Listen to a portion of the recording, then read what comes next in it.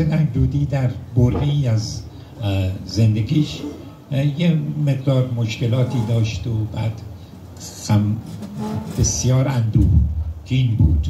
تلفن که میزدم، من عادت همینه، الان هم این کار میکنم و واقعا نظرم هم همینه، من از زندگی لذت میبرم. وقتی تلفن میکنم طرف میگه که آقا چطوری؟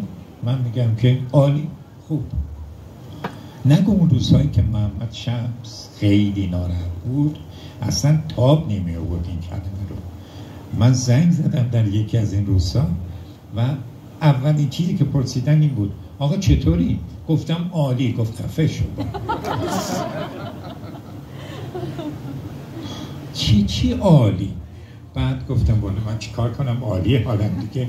بعد و همین مسئله من خیلی در شخصیت شمس این مسئله رو بارز میبینم. آدم طنز و بسیار نکته سنج.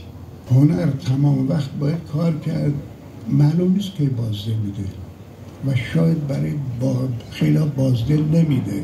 همونایی که بعدن علیه آدم میمیسن اونان بازده نمیده، هی زور میزنه، بالاخره یا استعداد نداره یا وقتش نداره، برای یا سیگار زیاد میکشه، بالاخره یه دلیلی باعث میشه که بازده نداره.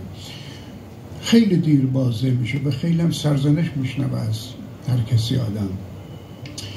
و چقدر ببینیم خوشحال کننده است که ببینه که عده‌ای همدل پیدا کرده.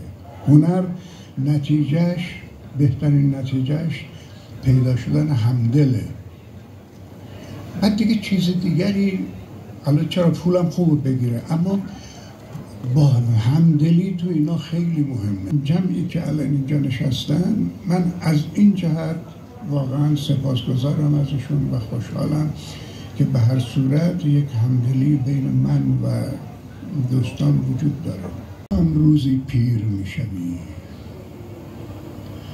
و تو هم روزی پیر میشوی، اما من پیرتر از این نخواهم شد.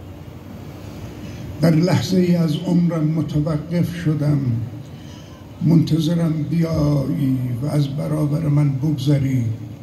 زیبا پیر شده، آراسته به نوری که از تاریکی من دریغ کردی. پرسون لرزون اومدم در خونتون، ترسون یواش اومدم در خونتون. یک شاخه گل در دستم، سر راحت بنشستم